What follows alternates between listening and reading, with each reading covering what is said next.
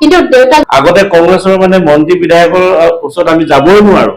তেতিয়া আমি এই পাৰ্টি নেতাবিলাককে লগ ধৰি পিনি আমি কথা ক'ব লাগে কিন্তু এতিয়া আমি ডাইৰেক্ট মুখ্যমন্ত্ৰী আমি লগ কৰিব পাৰো ডাইৰেক্ট মন্ত্ৰী আমাৰ মানে এই এতিয়া যিটো সৰলতা যিটো নেকি আজি বৰ্তমানৰ মানে আমাৰ বিজেপি মানে চৰকাৰৰ দিনত মানে মন্ত্ৰী বিধায়কৰ যিটো সৰলতা আৰু যিটো নেকি মানে কাৰ্যকৰ্তাৰ প্ৰতি যিটো তেওঁলোকৰ মানে আমাৰ যিটো প্ৰেৰণা দিয়ে বা উৎসাহ দিয়ে সেইটো মানে আমি মানে লৈ পিনি আমি গৌৰৱান্বিত কৰো আচলতে পৰা সংগ্ৰামী জীৱনৰ অভিব্যক্তিৰে এজন প্ৰতিষ্ঠিত ব্যক্তিৰ লগত কথা পাতিব আহিছো দাদা আপোনাক স্বাগতম জনাইছো নমস্কাৰ মোৰ নাম লভিৰাম পেগু মোৰ ঘৰ গোগামুখত ধেমাজি জিলাত বৰ্তমান আপুনি ৰাজনীতিৰ লগত সক্ৰিয়ভাৱে জড়িত হয় ইয়াৰ লগে লগে আপুনি ব্যৱসায় ক্ষেত্ৰখনতো জড়িত হৈ পৰিছে বিশেষকৈ আমি যেতিয়া শুনো যে গুৱাহাটীৰ পৰা যোৱা মানুহখিনিয়ে কয় যে ধেমাজি গ'লে বিশেষকৈ ধেমাজি অঞ্চলত গ'লে বা গোগামুখত গ'লে মানে থাকিবৰ কাৰণে উন্নত মানৰ হোটেল এখনৰ ব্যৱস্থা নাই বা যাতায়াত যোগাযোগৰ ক্ষেত্ৰতো কিছুমান অসুবিধাৰ সৃষ্টি হয় কিন্তু লভিৰাম ককাইদেউ মই ককাইদেউ সম্বোধনেৰে সম্বোধিত কৰিছো তেখেতক তেখেতে একক প্ৰচেষ্টাৰে বহুতখিনি কৰিছে এই ক্ষেত্ৰত যাতে পৰ্যটকসকলেও কিছুমান সুবিধা লাভ কৰিব পাৰে নতুনকৈ ব্যৱসায় ক্ষেত্ৰ মানে হোটেল ক্ষেত্ৰখনত তেওঁ যথেষ্টখিনি অৰিহণা আছে সেইখিনি কথা আমি পাছলৈ থৈছো প্ৰথমে তেখেতৰ সেই সংগ্ৰামী জীৱনৰ আজি আপোনাক জানে সকলোৱে সমাজ সেৱক হিচাপে বহুতখিনি কাম কৰিছে বা ৰাজনীতিত কৰিছে কিন্তু আজিৰ ব্যক্তিজন হোৱাৰ আগতে আপুনি যে সেই কণমানি বয়সৰ পৰা সংগ্ৰাম কৰিছিলে সেই সংগ্ৰামৰ আঁৰৰ কাহিনীখিনি কওকচোন কেনেদৰে কৰিছিলে মোৰ দেউতা আচলতে ব্যৱসায় দিশত যথেষ্ট আগৰ পৰা আছিলে হয় দেউতা 1981ত দুৰাৰোগ্য বেমাৰত আজি তেতিয়া কেঞ্চাৰ বুলি ক'লে মানে এটা ভয় লগা মানে বেমাৰ আছিলে কিন্তু এতিয়া সেই মানে আজি কেঞ্চাৰৰ যদিও মানে আপোনাৰ ঔষধ ওলোৱা নাই তথাপি আজিকালি কেঞ্চাৰৰ ইমান মানে নিৰাময় হয় দেউতাই কেঞ্চাৰত মানে ভুক্তভোগী হয় 81ত তেওঁ ঢুকালে মই তেতিয়া ক্লাছ 3-4 মানত আছিলো আচ্ছা মই সংগ্ৰামটো মোৰ এনে ধৰণৰ হেৰুৱাৰ পাছতো আপুনি কেনেদৰে উচ্চ শিক্ষা গ্ৰহণ কৰিবলৈ সমৰ্থ হ'ল মই এইটো ভগৱানৰ আশীৰ্বাদ বুলি ক'ব লাগিব মই চেষ্টা কৰিছিলো আৰু পঢ়াত মই যথেষ্ট মেধাৱী নাছিলো যদিও মই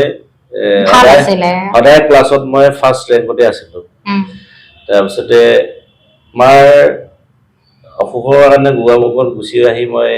মোৰ হাইস্কুল শিক্ষান্ত পৰীক্ষা মই উত্তীৰ্ণ হ'লো তাৰপিছতে মোৰ ৰিজাল্ট নহওঁতে মায়ে ঢুকালে মা ঢুকোৱাৰ পাছতে মই তেতিয়া গোগামুখ হায়াৰ ছেকেণ্ডেৰী এডমিশ্যন ল'লো গোগামুখ হায়াৰ ছেকেণ্ডেৰীত মই এডমিশ্যন লৈ 93ত মই এডমিশ্যন লৈ মই জেনেৰেল ছেক্ৰেটাৰী হ'লো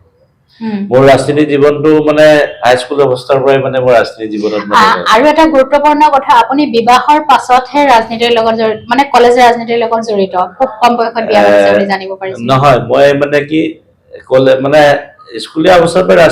ৰাজনীতিৰ প্ৰতি মোৰ মানে এটা হেৰি আছিলে মই জীৱনত চাকৰি মানে মোৰ প্ৰথমে আছিলে মই এজন মানে সুদক্ষ মানে চিকিৎসক হোৱাৰ কিন্তু মই যেতিয়া দেউতা হেৰুৱাৰ পাছত মা হেৰুৱাৰ পাছত মোৰ মনটো মানে এটা ভাঙি যোৱাৰ পাছতে মই ৰাজনীতি পথাৰখনত মই যেতিয়া হাইস্কুল অৱস্থাৰ পৰাই যেতিয়া মানে দেখিলো তেতিয়া মই মোৰ মানে এমটো মোৰ সলনি হৈ গ'ল তাৰপিছতে এমটো সলনি হয় মই যেতিয়া গোগামুখ হায়াৰ ছেকেণ্ডেৰী মই তাত পঢ়ি তেতিয়া মোৰ মানে জীৱনলৈ মোৰ হাইস্কুল অৱস্থাৰ পৰাই মোৰ মানে জীৱনলৈ মোৰ এগৰাকী মোৰ ভাল বান্ধৱী আহিছিলে আৰু এই বান্ধৱী তেওঁৰ মানে কিছু মানে তেওঁৰ মানে পৰামৰ্শ প্ৰেৰণাৰ বলত মই আগবাঢ়িবৰ কাৰণে মই অক্ষম হৈছিলো আৰু পৰৱৰ্তী পৰ্যায়ত তেখেতকে বিয়া পাতিলে নে বেলেগ আমাৰ মানে তেখেতকে মানে বিয়া আমি পাতিলো পতাৰ পাছতো তাইও মানে হায়াৰ ছেকেণ্ডেৰী মানে পাছ কৰি গোগামুখ কলেজত এডমিশ্যন ল'লে মই গোৱামুখ কলেজতে এডমিশ্যন মানে তেতিয়া মই ল'লোঁ লোৱাৰ পিছত আমাৰ ডিগ্ৰী ফাৰ্ষ্ট ইয়াৰতে আমাৰ মানে বিবাহ হ'ল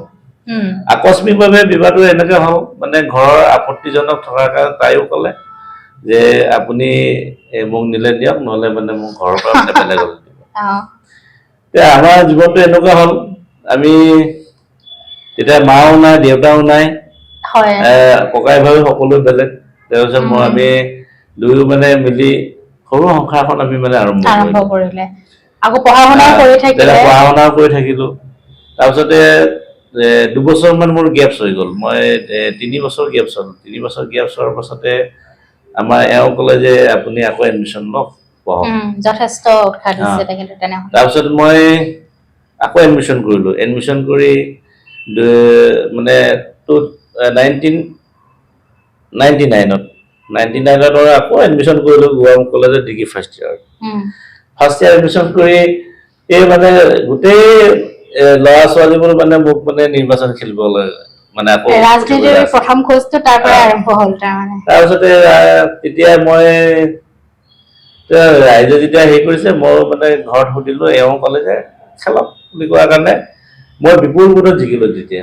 আপুনি সেই সময়তে এটা প্ৰতিবাদী কণ্ঠ হৈ পৰিছিলে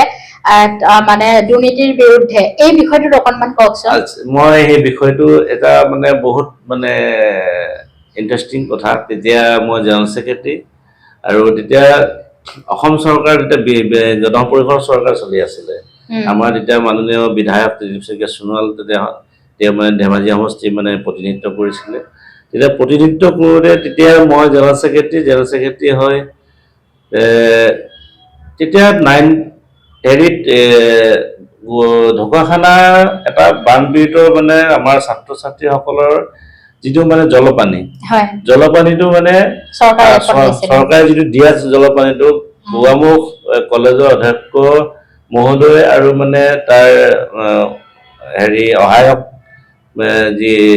বৰ্গসকলে মানে মিলি পিনি মানে তেতিয়াৰ দিনতে মানে 600-700 টকাকে মানে কৰ্তন কৰিছিলে তেতিয়া মই প্ৰতিবাদ কৰিছিলোঁ যে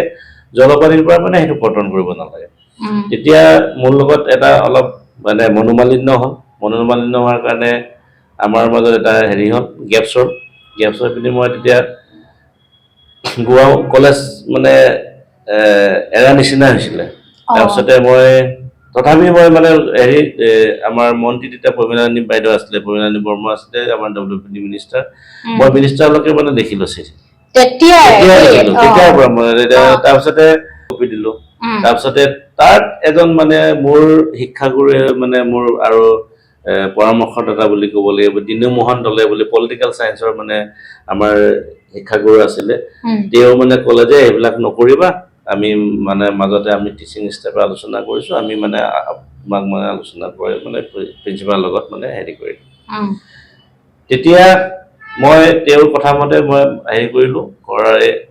আমি মোকাবিলা হ'ল পাছত ছাত্ৰসকলে পালে তাৰপিছতে 2000 চনত মই তাৰ পৰা গ্ৰেজুৱেশ্যন লৈ পিনি ওলাই আহিছোঁ আপুনি কিমানলৈকে শিক্ষা গ্ৰহণ কৰিলে আমি জানিব পাৰিছোঁ পৰৱৰ্তী পৰ্যায়ত আপুনি গুৱাহাটীতো উচ্চ শিক্ষা গ্ৰহণ কৰিব আহিছিলে নাই মই গুৱাহাটীলৈকে আহিছিলোঁ তেতিয়া মই হায়াৰ ছেকেণ্ডেৰী পঢ়িবলৈ মানে আহিছিলোঁ তেতিয়া মই ছায়েন্সত আছিলোঁ কিন্তু বিশেষ কাৰণবশতঃ মই ঘৰলৈ ঘূৰি যাব লগা হ'ল এই প্ৰথম অৱস্থাত তেতিয়া মেট্ৰিক পাছ কৰাৰ পাছত তাৰপিছত মই ইয়াৰ পৰা ঘূৰি গৈ গোৱামুখ হায়াৰ ছেকেণ্ডেৰীত মই ছায়েন্সতে লৈছিলোঁ তাতো মই জেনেৰেল ছেক্ৰেটাৰী হৈছিলোঁ সেই যে গাঁৱৰ ল'ৰাটো এটা সৰু অঞ্চলৰ পৰা আহি এই ৰাজনীতিৰ ক্ষেত্ৰখনত কেনেদৰে এতিয়া সক্ৰিয়ভাৱে জড়িত হৈ পৰিলে তাৰপিছতে মই ৰাজনীতিত মই জড়িত হৈ গ'লো 2002 চনত 2002 চনত মই তেতিয়া কংগ্ৰেছ গভৰ্ণমেণ্ট আহিলে তেতিয়া মই যুৱ কংগ্ৰেছত জড়িত হ'লোঁ যুৱ কংগ্ৰেছত মোৰ তেতিয়া ধেমাজি ব্লক যুৱ কংগ্ৰেছ বুলি তাত মই ছেক্ৰেটাৰী হ'লোঁ ছেক্ৰেটাৰী হৈ পিনি তাৰপিছতে মই দলৰ কাম কৰিলোঁ নিষ্ঠাৰে কৰিলোঁ দলৰ হৈ পিনি মই যথেষ্ট হেৰি কৰিলোঁ তাৰপিছতে মোক আকৌ বৰমুলি ব্লক গঠন কৰিলে বৰমুলি ব্লকলৈ আকৌ মানে মোক মানে জেনেৰেল ছেক্ৰেটাৰী কৰি ব্লক যুৱ কংগ্ৰেছৰ জেনেৰেল ছেক্ৰেটাৰী আপুনি কোনটো দলৰ লগত জড়িত মই তেতিয়া কংগ্ৰেছৰ লগত আছিলোঁ 2002 চনত 2002 চনৰ পৰা 2011 চনলৈকে মই কংগ্ৰেছত আছিলোঁ 11 চন মানে কি মই 2013 চনলৈকে আছিলোঁ আৰু মই ব্লকৰ জেনেৰেল ছেক্ৰেটাৰী হলো যুৱ কংগ্ৰেছৰ, তাৰপিছত মই যুৱ কংগ্ৰেছৰ বৰদনী ব্লকৰ সভাপতি হলো। সভাপতি হৈ মই 2013 চনত মই নিৰ্বাচনো খেলিছিলো মই পঞ্চায়তৰ সভাপতিত। আৰু মই সেইটো ক্ষেত্ৰত মই ধন্যবাদ জনাব লাগিব আমাৰ ৰাণীনৰ বাইদেউ, তেতিয়া MP আছিলে, মন্ত্ৰী আছিলে। তেখেতে কিন্তু মোক মানে কোনো দ্বিধাবোধ নকৰাকে মোক, যদিও মই জুনিয়ৰ কিন্তু চিনিয়ৰ এজনো আছিলে, চিনিয়ৰৰ টিকেটটো নিদিয়াকে মোক দিলে। মই সদায় তেওঁক মই ধন্যবাদ জনাই আছো। আৰু তেখেতৰ মানে আপুনি কংগ্ৰেছৰ দলৰ লগত জড়িত হৈ তাতে ৰাজনীতিৰ ক শিকিলে, কাম কৰিলে, সভাপতি হল, সম্পাদক হল, কিবা কিবি হল। তাৰ পাছত পৰৱৰ্তী পৰ্যায়ত দল সলনি কিয় কৰিলে? দল সলনি কৰাৰ মূল কাৰণটো এনেকে হ'ল, আমাৰ তাতে মোৰ লগত এটা মানে প্ৰতিদ্বন্দ্বী বুলি মোক ৰাইভেল বুলি ভাবিলে। আমাৰ তেতিয়া মই হাৰাৰ পাছতো কিন্তু মই দলৰ হৈ কাম কৰি আছিলো। কিন্তু আমাৰ জ্যেষ্ঠ এজনে মানে তেখেতৰ মিছেছক আমি যথেষ্ট কষ্ট কৰি, তেওঁ মানে একো ৰাজনীতিক জগতত নাছিলে, কিন্তু তেখেতক মানে এটা আমাৰ মহিলা কোটাৰ কাৰণে তেখেত টিকেটটো পালে। আৰু বাইদেউ এইটো যথেষ্ট অৰিহণা আছে, ৰাণী বাইদেউ। ৰাণীনৰ বাইদেউ তেতিয়া মানে তাইক চেয়াৰমেনো বনালে, ধেমাজি জিলা পৰিষদৰ চেয়াৰমেন বনালে। বনোৱাৰ পাছতে কোনো কৰ্মীৰ লগত মানে সংস্পৰ্শ নাৰাখিলে। সেইকাৰণে মই 2014 চনত লোকসভা ইলেকশ্যনৰ আগমুহূৰ্তত মই বিজেপিলৈ আহিছো। হয়, তাৰমানে আপুনি দলগতভাৱে নহয়, কোনোবা ব্যক্তিৰ লগত মতানৈক্য হোৱাৰ ফলতহে দলৰ হয় মই কোনো মানে দলৰ প্ৰতি মোৰ কোনো অন্যায় নাই। কিন্তু মই, কাৰণ মানুহ কয় নহয়, এটা জংঘলত দুটা বাঘ নাথাকে, তেনেকে ধৰণৰ হ'ল। নিজকে বাঘ বুলি ভাবিছে যেতিয়া খুব এটা ডাঙৰ কথা। সেইকাৰণে আজি বাঘৰ দৰে মানে দবদবাই থাকিব পাৰিছে গোগামুখ অঞ্চলত। নতুনকৈ ৰেষ্টুৰেণ্ট এখনো আৰম্ভ কৰিছে, সেইটো কথা আমি আৰম্ভণিতে কৈছিলো। এতিয়া আপুনি সেই যে ৰাজনীতিত জড়িত হল, ৰাজনীতিত জড়িত হোৱা ব্যক্তিজনৰ পৰা জনসাধাৰণে বহুত কিবা কিবি আশা কৰে, আপোনাৰ পৰাও আশা কৰিছিলে। আৰু বৰদলনি গোগামুখ ধেমাজি অঞ্চলটো শিক্ষা সংস্কৃতিৰ ক্ষেত্ৰত যথেষ্ট আগৰণুৱা যদিও আজিও যাতায়াত যোগাযোগৰ ক্ষেত্ৰত বা অন্যান্য ক্ষেত্ৰত বহুত পিছ পৰি আছে। আপুনি কেনেধৰণৰ কাম কৰিছিলে বা আপুনি কি ভাবে? আপুনি মই ৰাজনীতিৰ লগত জড়িত হৈ পিনি মই খুব বেছি কাম কৰিছো বুলি নহয়, কিন্তু মই যিমান পাৰো মই যিখিনি মানে আমাৰ ৰাস্তা পদূলি হওক বা মানে আমাৰ যিখিনি আমাৰ মানুহৰ মানে আমাৰ দৰিদ্ৰ পৰিয়াল, সীমাৰেখাৰ তলৰ মানুহখিনি আমি কেনেদৰে সহায় কৰিব লাগে, যে আমি মানৱতাৰ ক্ষেত্ৰত মানৱীয়তাৰ দৃষ্টিভংগীৰে আমি চাব লাগিব। দলৰ ব্লাড মানে আমি নাচাওঁ, আমি মানৱীয় দৃষ্টিভংগীৰে চাওঁ। আমাৰ যিখিনি আমাৰ দৰিদ্ৰ সীমাৰেখাৰ তলৰ মানুহখিনি আমি কি ধৰণে সহায় কৰিব পাৰো। আমাৰ তেতিয়া অন্ন সুৰক্ষা যোজনা আছিলে কংগ্ৰেছৰ দিনত, এতিয়া যেনিবা মানে সেই আঁচনিটো এতিয়াও জড়িত আছে। আমি মানে তেতিয়া মানে কি, তেতিয়া আমাৰ মানুহৰ মানে আমাৰ সদায় মানে চিন্তা কৰে যে আমি দৰিদ্ৰ পৰিয়ালৰ মানুহবিলাকক আমি কেনেকে মানে ওপৰলৈ মানে আমি লৈ যাওঁ, আমি সমাজখনক আমি ইকুৱেলি আমি নিব লাগে, যে কোনোবাই ধনী হ'ব, কোনোবাই দুখীয়া হ'ব, মানে সেইটো আমি চিন্তা নকৰো। আমি ভাবো যে মই যদি দুপইচা মোৰ লগত আছে, তেওঁলোকতো মানে এপইচা থাকিব লাগিব। এনেকে চিন্তাধাৰা কাম কৰি মইতো যথেষ্ট সমাজৰ ক্ষেত্ৰত যিকোনো আমাৰ গোগামুখ মানে চেম্বাৰ্ছ অফ কমাৰ্চতো মই জড়িত আছিলো, তেতিয়া মই সেক্ৰেটাৰী আছিলো। আমাৰ যিখিনি আমাৰ তাতে ৰাস্তা পদূলি মানে আমাক ক'ত কেনেকে লাগে, আমি মানে প্ৰতিনিধিক আমি আমি মানে ৰাস্তাবিলাক আমি আনো। আমাৰ গাঁওখন তেতিয়া বোকাই আছিলে, তেতিয়া আমি সৰুতে মানে তেতিয়া মই যেতিয়া ৰাজনীতিত আছো, তেতিয়া মানে কংগ্ৰেছত আছিলো, তেতিয়া আমাৰ ৰাস্তা পদূলিবিলাক ইমান বেয়া। তাৰপিছতো আমি ব্লকত গৈ লাগি মেলি প্ৰতিনিধি আৰু মানে প্ৰশাসনৰ লগত লাগি মেলি এডমিনিষ্ট্ৰেটিভত লাগি আমি কালভাৰ্ট য'ত লাগে কালভাৰ্ট মানে বনাইছো। মই নিজে বনোৱা কালভাৰ্ট মানে 4টা মান আছে মোৰ তেতিয়া মানে ৰাস্তা নাছিলে, মানে এটা চুবুৰী ৰাস্তা নাছিলে, ৰাস্তা উলিয়াই দিছিলো। মানে এনেকে সমাজৰ কাম কৰি ভাল পাইছিলো। সমাজৰ কাম কৰি ভাল পাইছিলো বুলি আপুনি কৈছে, কিন্তু আপুনি যি সময়ত ৰাজনীতিৰ লগত জড়িত হৈ পৰিছিলে, সেই সময়ত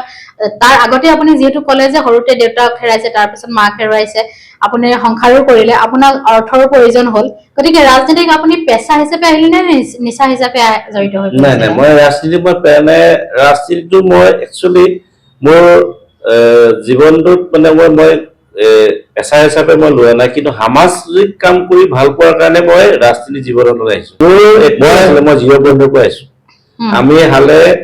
যেতিয়া মই বিয়া পাতিছো তেতিয়া মোৰ ঘৰত মোৰ পকেটত মোৰ 500 টকা আছে। আৰু এতিয়া আপোনাৰ পকেটটো গৰম হৈ থাকে, গতিকে সেইকাৰণে কলো ৰাজনীতিলৈ অহাৰ পাছত মানুহে মানে কোৱা যায় যে নেতা যিসকল জড়িত হৈ পৰে তেওঁলোকে নিজৰ কাৰণে পৰিয়ালৰ কাৰণে বহুত টকাৰ সম্পত্তিৰ পাহাৰ গঢ়ি তোলে, কিন্তু জনসাধাৰণ সদায় পিছ পৰি থাকে। আপোনাৰ ক্ষেত্ৰত এই কথাটো নাই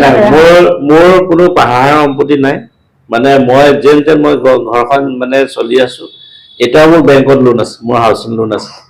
এতিয়াও আছে। মানে মোৰ মানে এতিয়াও মাৰিব পৰা নাই। যেতিয়া মই হাউচিং লোন লৈ পিনি মই ঘৰটো বনোৱাৰ পাছতে মই নিৰ্বাচনো খেলিলো এইটো সময়ত। মানে আৰু হাৰিলো, মোৰ 12 লাখ টকা গ'ল। গুৱাহাটীটো এতিয়া এনেকুৱা জেগা হৈ গ'ল, আপুনি যাতায়াতৰ ফালৰ পৰা চাওক, আপুনি ব্যৱসায় ফালৰ পৰা চাওক। মাজুলীটো গুৱামুখ আপুনি মানে ইমান সুব্যৱস্থা, মানে 1 ঘণ্টা 1.5 ঘণ্টা লাগে আপোনাৰ মাজুলীৰ পৰা গুৱামুখলৈ। ধেমাজি ডিব্ৰুগড়লৈ 1.5 ঘণ্টা লাগে। লখিমপুৰলৈ আপোনাৰ মানে 45 মিনিট লাগে। আমাৰ NSPC প্ৰজেক্টটো মানে ইমান ধুনীয়া প্ৰজেক্ট এটা চলি আছে, তাৰতো আকৌ মানে এগ্ৰিকালচাৰ ৰিচাৰ্চ চেণ্টাৰ এটা মানে তাতে দিছে। গভৰ্ণমেণ্টৰ আমাৰ মানে যিখিনি আমাৰ বিজেপি গভৰ্ণমেণ্ট এতিয়া মানে যি চলি আছে, যে মানে যথেষ্ট কাম কৰিছে। তাতে মানে ঘুষ দিব নালাগে, ডাইৰেক্ট মানে আপোনাৰ নিজৰ একাউণ্টত পইচা সোমায় আৰু নিজে ঘৰ বনাব লাগিব। আৰু তেনেকে মানে ৰাইজে বনাইছে, ৰাইজে সচেতন হৈছে। আৰু বিশেষকে আমি ইয়াত মানে ধন্যবাদ জনাব লাগিব আমাৰ বৰ্তমানৰ আমাৰ বিধায়ক তথা আমাৰ অসম চৰকাৰৰ মন্ত্ৰী, মানে এডুকেশ্যন মন্ত্ৰী আমাৰ ৰণোজ পেগু ডাঙৰীয়া যথেষ্ট মানে তাত মানে কৰিছে। আজি এইবাৰ আমাৰ ধেমাজিত বানপানী আমি মানে চাবলৈ নাপালো। যে বানপানী যিটো নেকি বানপীড়িতৰ মানে ধেমাজি বুলি কৈছিলে, কিন্তু এই বছৰ কিন্তু আপুনি 2 বছৰ 3 বছৰ ধৰি আপুনি বানপানী বুলি মানে কোনো মানে ধেমাজি মানে এতিয়া মানে অসমৰ চুকে কোণে থকা মানুহে মানে ক'ব নোৱাৰিব। ইমানেই ধুনীয়া কৰিছে। আপোনাৰ মাথাউৰি ৰাস্তাটোত আপুনি গাড়ী চলাব পাৰে এতিয়া। গতিকে প্ৰধান বৰুৱা আৰু ৰণোজ পেগু আৰু বুৰণ পেগু ডাঙৰীয়া তিনিটা আমাৰ ধেমাজি জিলাৰ প্ৰতিনিধিত্ব কৰা 3টা মানে আমাৰ প্ৰতিনিধিয়েহে মানে এতিয়া বৰ্তমানৰ যুৱচাম যথেষ্ট সক্ৰিয়, তেওঁলোকে বহুত চিন্তা কৰিব পাৰে, ক্ৰিয়েটিভিটি বহুত বেছি। এতিয়া ৰাজনীতিলৈ আহিব বিচৰা যুৱচামক আপুনি কি ক'ব? ৰাজনীতিলৈ মই সকলোকে আহ্বান কৰো, মানে ৰাজনীতি নকৰে, ৰাজনীতিত যদি আমি মানে বেয়া পাই যদি আমি নিজে যদি আগবাঢ়ি নাহো, তেতিয়া মানে ৰাজনীতিটো মানে বেয়া লৈ যায়। কাৰণ ৰাজনীতি ভাল পাব লাগিব, আৰু ৰাজনীতি কৰিলে যে মই মানে ধনৰ পাহাৰ গঢ়িম এনেধৰণৰ ভাবিলে যে সমাজখন মই এটা পৰিৱৰ্তন আনিম। সমাজখন পৰিৱৰ্তন, যেনেকে আমাৰ প্ৰাক্তন মুখ্যমন্ত্ৰী আমাৰ বৰ্তমান কেন্দ্ৰীয় মন্ত্ৰী সৰ্বানন্দ সোণোৱাল ডাঙৰীয়া যিটো নেকি আমাৰ এটা ৰাস্তা দেখুৱাইছে, নৰেন্দ্ৰ মোদী ডাঙৰীয়া যিটো নেকি এটা মানে এতিয়া গোটেই ভাৰতবৰ্ষখন এতিয়া বিশ্ব গুৰু হিচাপে লৈ যাবলৈ চেষ্টা কৰিছে। আৰু আজি ভাৰতৰ যিটো নেকি আপোনাৰ ভাৰতবৰ্ষৰ যিটো প্ৰধানমন্ত্ৰীক মানে অন্য মানে ৰাষ্ট্ৰ যিটো নেকি সন্মান কৰে, আমি নিজে মানে অভিভূত হওঁ। অন্যান্য ব্যক্তিসকলক ৰাজনীতিৰে উচ্চ পৰ্যায়ৰ ব্যক্তিসকলে কি ধৰণে উৎসাহ দিয়ে বা কাম কাজৰ ক্ষেত্ৰত বা ৰাজনীতিৰ বিভিন্ন বিষয় প্ৰসংগ এইবিলাকত কিমানখিনি গুৰুত্ব প্ৰদান কৰে আপোনাৰ ক্ষেত্ৰত? সেইটো ক্ষেত্ৰত মই আপোনাক ক'বলৈ গ'লে আমাৰ প্ৰথম কথা হ'ল আমি প্ৰেৰণা পাওঁ, আমি বৰ্তমানৰ মুখ্যমন্ত্ৰী হিমন্ত বিশ্ব শৰ্মা দেৱৰ মানে যিটো প্ৰেৰণা, তেওঁৰ য'তে লগ পাই আমি যেতিয়া লগ কৰিব যাওঁ আমি কাৰ্যকৰ্তা হিচাপে, আজি চিফ মিনিষ্টাৰ নহওঁতেও মই যথেষ্ট মানে লগ পাইছো ধেমাজিত আমি NSPC মানে গেষ্ট হাউচত লগ কৰোঁ বা আমাৰ কাৰ্যালয়লৈ গৈছে, তেতিয়া তেওঁ যিটো প্ৰেৰণা, আমাৰ যিখিনি কাৰ্যকৰ্তাৰ প্ৰেৰণা, তেওঁ যিটো প্ৰেৰণা দিয়ে, পিঠিত ঢকিয়াই পিনি মানে বাবা ভালে আছাতো, ভালকে মানে দলৰ কাম কৰিবা, সেই বস্তুটো মনত মানে যথেষ্ট আমাক মানে প্ৰেৰণা দিয়ে, উৎসাহ দিয়ে। যিটো কাৰণত আমি মানে এই নাখাই নব আমি মানে দলৰ কাৰণে আমি ওলাই আহিব আৰু য'ত থিয় হৈ থাকে তাত কোনো মানুহ বহি নাথাকে, কিন্তু তেওঁ য'ত বহে তেওঁৰ লগত সকলো মানুহ সমানে বহিব পাৰে। এইটোতো আমি যথেষ্ট মানে মই বিশেষকে সেই প্ৰতি মানে যথেষ্ট মই মানে আৰু এটা কথা মই ক'ব বিচাৰিছো, আমাৰ ফিৰোজ হাজৰিকা ডাঙৰীয়া যেতিয়া কংগ্ৰেছৰ তেওঁ মানে যুৱ কংগ্ৰেছৰ যেতিয়া ৰাজ্যিক সভাপতি আছিলে, তেতিয়া তেওঁ মানে গোটেই অসমখন তেওঁ মানে পদযাত্ৰা কৰিছিলে তেতিয়া মই মানে বৰদুবি ব্লক যুৱ কংগ্ৰেছৰ সভাপতি আছিলো তেতিয়া তেওঁ মানে যিটো নেকি প্ৰেৰণা দিয়ে যেতিয়া তেওঁ মানে যিটো যুৱ শক্তি মহান শক্তি সেই কথাটো আমি মানে আজিও মানে এতিয়াও যদি মই দুনীয়াতে যুৱক বুলি মই ভাবি থাকো আৰু তেওঁ সদায় মানে মই যোৱাবাৰ তেখেত মানে চৰকাৰ নতুন দ্বিতীয়বাৰ চৰকাৰ হোৱাৰ পাছত মানে আমাৰ NSPC-লৈ গৈছে তেতিয়া তেওঁক মই মানে লগ পাই কৈছো যে দাদা মই আপোনাৰ দিনত মই যুৱ কংগ্ৰেছ কৰিছো আৰু তেতিয়া মই ব্লক যুৱ কংগ্ৰেছ প্ৰেচিডেণ্ট তেতিয়া তেওঁ বাবা ঠিকে আছে ভালে আছে এনেকুৱা ধৰণৰ মানে তেওঁ প্ৰেৰণা দিয়ে সেই বস্তুটো আমি আৰু ইয়াত মানে উঠি অহা আমাৰ যিটো মানে নতুন প্ৰজন্ম আমাৰ মুখ্যমন্ত্ৰী মহোদয় আৰু মানে পিছু হাজৰিকাৰ যিটো নেকি প্ৰেৰণা সেই মানে যুৱক মানে যুৱতীসকলৰ যিটো মানে প্ৰেৰণা এই প্ৰেৰণাত মানে আমি মানে আপোনাৰ মনৰ হেৰিবিলাক ৰাজনীতিটো আপোনাৰ যিহেতু নিচা সেইকাৰণে ৰাজনীতিটো মই ভৱিষ্যত মানে যদি এনেধৰণৰ যদি মই ৰাজনীতি কৰিব বিচাৰো ৰাইজে ভাল পাওক ৰাইজে যদি বিচাৰে তেতিয়া ৰাইজে য'ত মানে ৰাখে তাতে মানে থাকিম বেলেগ একো মোৰ হেৰি নাই ধন্যবাদ লভিৰাম ককাইদেউ আপোনাৰ লগত কথা পাতি যথেষ্ট ভাল লাগিলে আপুনি পৰৱৰ্তী যিখিনি সপোন দেখিছে বা যি ধৰণৰ প্ৰজেক্ট লৈ কাম হাতত লৈছে আগবাঢ়ি যাওক আৰু লগে লগে আমাৰ মানে নিজৰ স্থানীয় সমষ্টিৰ উন্নয়নৰ কামত আপোনাৰ অৰিহণা বেছি হওক আমি সেয়াই আশা কৰিলো ধন্যবাদ